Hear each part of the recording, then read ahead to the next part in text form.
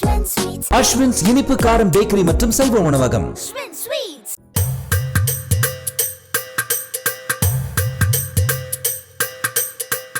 கட்சி ஆரம்பித்து அரை நூற்றாண்டை கடந்து பல முறை தமிழ்நாட்டின் ஆட்சிக்கட்டிலே அலங்கரித்த கட்சிகள் கூட இந்த அளவுக்கு அலப்பறை செய்தது கிடையாது.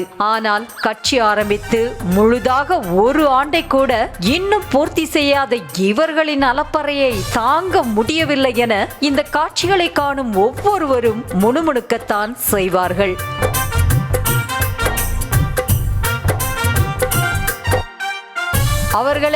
அவர்களே என குறிப்பிடுவதை கூட அரசியல் பழக்க தோஷம் என கிண்டல் அடித்த விஜய் அரசியலில் புதுமையை புகுத்தி மக்களுக்கு பயனுள்ளவற்றை செய்ய உள்ளதாக குறிப்பிட்டார். மேலும் சம்பிரதாயத்திற்காக ட்வீட் போடுவது, அறிக்கை விடுவதை கூட தாம் செய்ய மாட்டேன் என தெரிவித்திருந்தார். ஆனால் அவரது செயலுக்கு முற்றிலும் நேர்மாறாக தவிக நிர்வாகிகள் நடந்து கொள்வது மக்களுக்கு முகசொலிப்பை தான் ஏற்படுத்தியுள்ளது.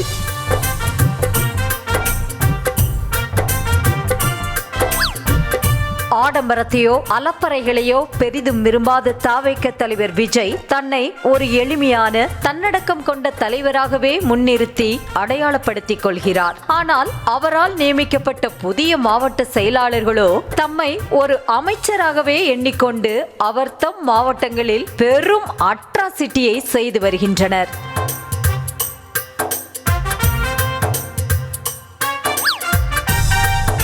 குறிப்பாக முதற்கட்ட மாவட்ட செயலாளர் பட்டியலில் இடம்பெற்றிருந்த சேலம் பார்த்திபன் விஜயிடம் பதவி ஆணையை பெற்றுக் கொண்டதும் சொந்த ஊர் திரும்பினார். அவருக்கு அங்கு தடபுடல் வரவேற்பு ஏற்பாடு செய்யப்பட்டிருந்தது.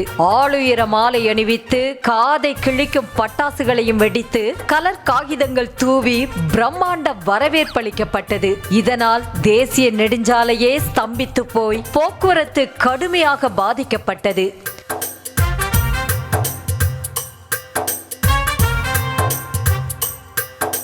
இதே போல கடலூரை சேர்ந்த மாவட்ட செயலாளர் ராஜ்குமாருக்கும் பிரம்மாண்ட வரவேற்பில் எந்த குறையும் இல்லை. அவரை கவர்வதற்காக தவிக தொண்டர்கள் வாகன அணிவகுப்பு நடத்தி அவரை மகிழ்ச்சிப்படுத்தினர்.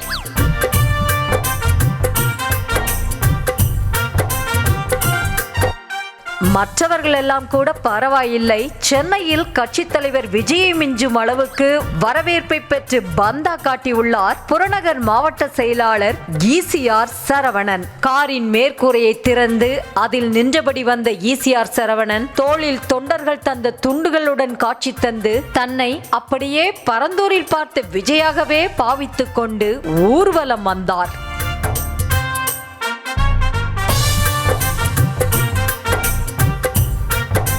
சொல்லும் அளவுக்கு தொண்டர்படை இல்லை என்றாலும் முன்னும் பின்னும் ஒரு காரையும் பக்கவாட்டில் இருசக்கர வாகனங்களையும் அணிவகுக்க செய்து மொத்த ஈசிஆர் சாலையுமே டிராபிக்கில் ஸ்தம்பிக்க விட்டார். நீலாங்கரையில் இருந்து பனையூர் செல்லும் விஜய் கூட தனிமரமாகத்தான் ஒற்றை ரோட்டில் பயணித்து வருவார். இவ்வளவு ஏன், அண்மையில் பரந்தூருக்கு சென்ற விஜய் சத்தமே இல்லாமல் சென்று வந்தார்.